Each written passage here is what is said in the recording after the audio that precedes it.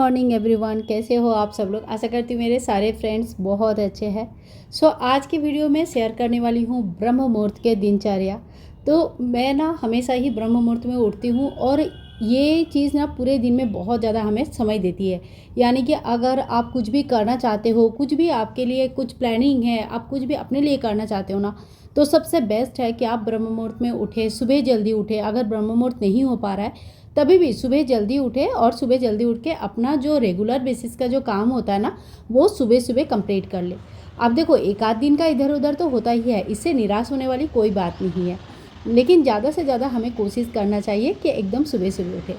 और थोड़ा सा बालकनी में आके खड़ी हो जाती हो, गाड़ियाँ चलना शुरू हो जाता है, बड़ा अच्छा लगता है सुबह सुबह। मतलब देखते हैं ना, जो देखो, ऐसा नहीं कि हम अकेले उठे हैं, अकेले बहुत काम कर रहे हैं, अकेले ही बहुत कुछ कर रहे हैं, ऐसी कोई बात ही नहीं है। अगर हम थोड़ी सी मतलब ओपन स्पेस में आ जाए, छत पे या बालकनी में आ जाए ना, तो देखेंगे कि हमसे और पहले लोग उठ के अपना काम शुरू कर दिया है।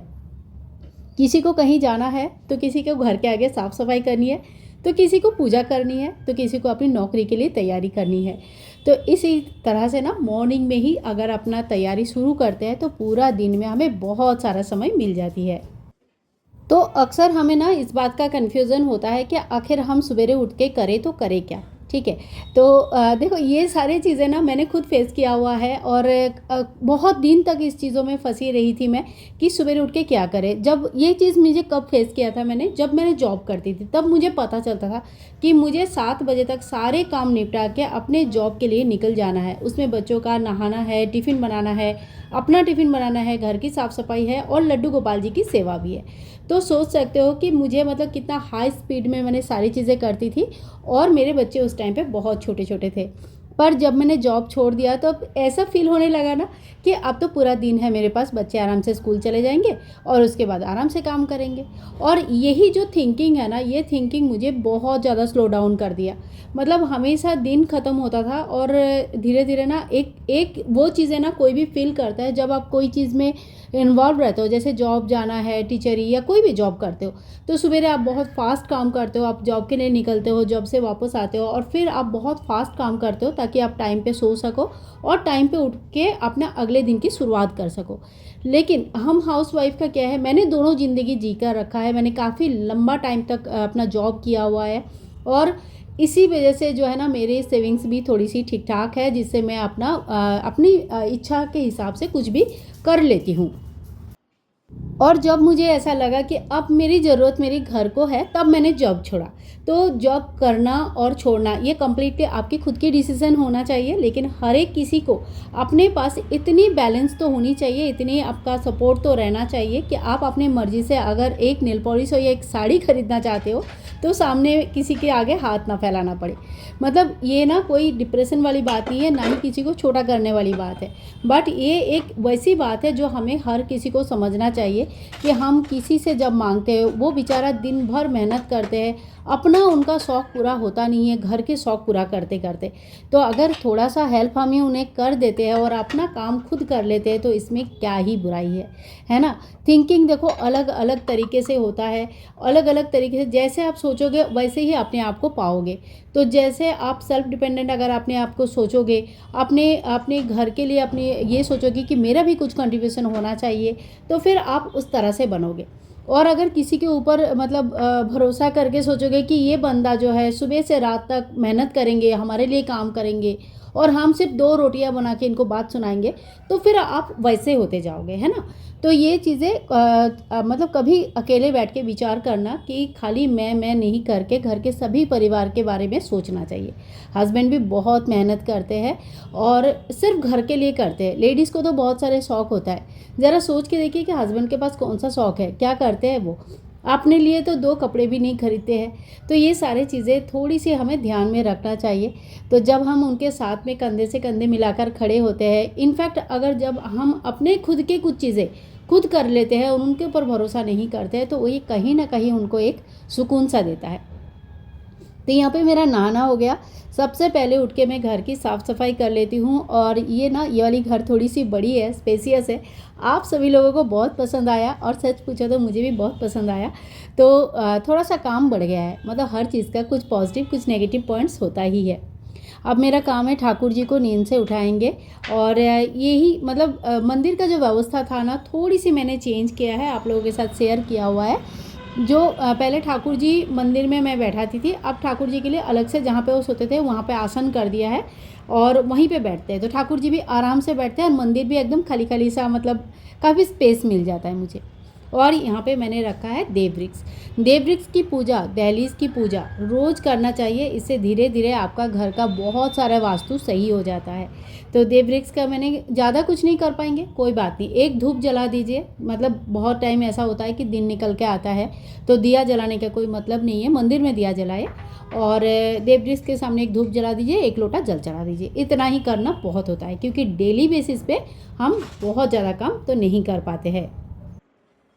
और अब आती हूँ नेक्स्ट पॉइंट पे कि हमें ना अपना खान पान की थोड़ी ध्यान रखना चाहिए। कुछ चीज़ें ऐसे होते हैं, जैसे घर में घी बनाना, बहुत मुझे ना बहुत मुसीबत लगता था कि घर में भी घी बनता है। एक बार दिमाग में ये क्वेश्चन भी मेरी आती थी कि लोग कैसे बनाते होंगे। आज जो है कितने साल हो चुके हैं, मैंने कभी जो है ना बाहर से घी नहीं खरीदा, मैंने सिर्फ और सिर्फ घर की घी यूज़ करती हूँ। तो ये जो कुछ चीज़ें हैं ना, ये आपको कहीं ना कहीं आपके हेल्थ को सही रखते हैं। आए दिन बीमार पड़ना, ये सारी चीज़ें थोड़ा सा कम कर देती है। देखो ऐसा है ना कि थोड़ी बहुत सर्दी बुखार ये वो तो सभी को मौसम के हिसाब से लगा रहता है, कभी कुछ दर्द हुआ कभी कुछ हुआ। लेकिन जो एक बड़ा बीमारी होती है कंटिन्यूअस, एक मतलब इस तरह का बीमारी जिसका कंटिन्यूअस चिकित्सा चल रहा है, इस तरह का चीज़ों से आपको बचाती है। और यहाँ पे मैंने ढेर सारे अंकुरित भी रखा हुआ है। अंकुरित बहुत अच्छा रहता है। आप अंकुरित करके फ्रिज में कांच के बोतल में रख दीजिएगा, एकदम ख़राब नहीं होते हैं, 2-3 दिन तक आराम से यूज़ कर सकते हैं। इसको उबाल के आप चाहे तो चाट वगैरह डाल के, चाट मसाला डाल के, थोड़ा सा बॉयल्ड आलू, चाट मसाला और कांदा वगैरह अगर खाते हो तो वो भी डाल सकते हो, जैसे प्याज वगैरह डाल सकते हो, टमाटर डाल सकते हो, जैसे आपका खान पान है। सो थोड़ी सब्जी वगैरह मिलाकर खा सकते हो। और एक अच्छा हेल्दी ऑप्शन है बच्चों के लिए, स्नैक्स का ऑप्शन है, ये है मखाना। मखाना अगर आपके पास एयर फ्रायर है तो बस 5 मिनट की बात है, और अगर नहीं भी है तो कढ़ाई में भी आप बड़े आराम से मखाना को भून सकते हैं। बस ढक के 5-7 मिनट इसको घी लगा के थोड़ी सी नमक हल्दी और मिर्ची पाउडर मिला के भून लीजिए। बहुत ही टेस्टी होती है और बहुत ही ज़्यादा अच्छा होता है। तो यहाँ पे मैंने जो मूंग दाल पीस के रखा था, इसमें ढेर सारी सब्जियाँ मिलाती हूँ। आज मैंने नहीं मिलाया क्योंकि मेरे पास ना बिल्कुल टाइम नहीं मिला था मुझे, मतलब सुबह ही मैंने पीसा। नॉर्मली मैं शाम को पीस के रख देती हूँ तो सवेरे सब्जी काट के मिक्स कर देती हूँ। तो हर दिन सेम नहीं होता है, कोई बात नहीं, लेकिन आप कोशिश करो धीरे धीरे एक एक आदत ऐसे लगाओ कि आप अपने आप बिज़ी भी रहो। और वो बिज़ी सिर्फ इसलिए नहीं कि आप बिज़ी रहना चाहते हो, वो बिज़ी इसलिए होना भी चाहिए कि आप एक अच्छा ज़िंदगी चाहते हो, है ना, एक अच्छा बॉडी चाहते हो, आप आए दिन बीमार नहीं रहना चाहते हो, आपके मन में डिप्रेशन नहीं आना चाहिए, मैं क्या करूँ, मैं किस लिए हूँ, मेरा काम ही तो घर साफ सफाई करना है। इस तरह का नेगेटिव थिंकिंग से दूर रहे।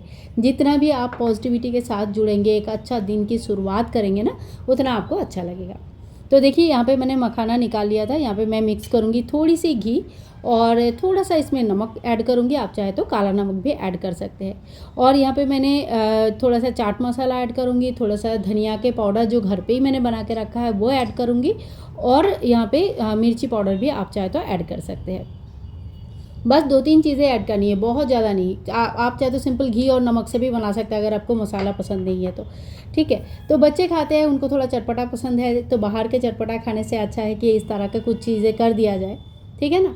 तो ये सारे करके मैं अभी एयर फ्रायर में डाल दूँगी, और इसमें जो है ना 170 डिग्री या 180 डिग्री इतने में मैं 15 मिनट के लिए रख देती हूँ। बीच में एक बार निकाल के इसको थोड़ा सा टॉस कर लेना पड़ता है ताकि एक तरफ से पक जाए, मतलब सारी तरफ से पक जाए। तो ये थोड़ा सा टॉस कर लेंगे और ये एकदम तैयार हो जाता है। तो आज के टिफ़िन में मैं एक हेल्दी, मतलब मैं हमेशा ही ट्राई करती थी कि एक हेल्दी टिफ़िन दिया जाए। जैसे गर्मी के टाइम पे फ्रूट्स वगैरह ज़्यादा से ज़्यादा इंक्लूड करती हूँ, और अभी क्योंकि ये बारिश का मौसम है, फ्रूट्स इतना मतलब बच्चे इतना पसंद नहीं करते, तो उस टाइम पे इस तरह का चटपटा खाना, क्योंकि जब भी बारिश होता है ना, हमें लगता है ना चाय पकौड़ा खाए, तो इसका मतलब क्या, थोड़ा चटपटा खाने का मन करता है। ये एक मौसम के हिसाब से हमारा खान पान थोड़ी सी अलग हो जाता है, तो उस तरह से खाना बना देती हूँ। किसी दिन बहुत बढ़िया बनता है, किसी दिन उतना बढ़िया नहीं बनता है, नॉर्मल सी बात है। हर कोई बोलते ना रोज़ बढ़िया रोज़ बढ़िया, नहीं होता है। रोज़ बढ़िया कहाँ से होता है, कहीं ना कहीं कभी अच्छा कभी बुरा कभी कुछ होता ही है। तो यहाँ पे मेरे मखाना बन के तैयार हो गया। और थोड़ा सा स्प्राउट्स दे दूँगी इसके साथ, हल्का सा काला नमक और चाट मसाला मिलाकर, और ये भी बन जाएगा एक बहुत ही हेल्दी सी टिफ़िन का एक पार्ट। तो 2-3 चीज़ दीजिए टिफ़िन में, ताकि बच्चे अगर एक चीज़ पसंद ना करे, एक चीज़ खा ना पाए, एक चीज़ अगर उनको नहीं अच्छा लग रहा है तो कम से कम बाकी के 2 चीज़ खा के आए। तो कम कम मात्रा में 2-3 चीज़ें मैं नॉर्मली इंक्लूड करने की कोशिश करती हूँ। जैसे कुछ भी नहीं है तो थोड़ा सा खीरा ककड़ी काट के दे दिया, तो वो भी खा लेंगे तो फल खाना हो जाता है ना।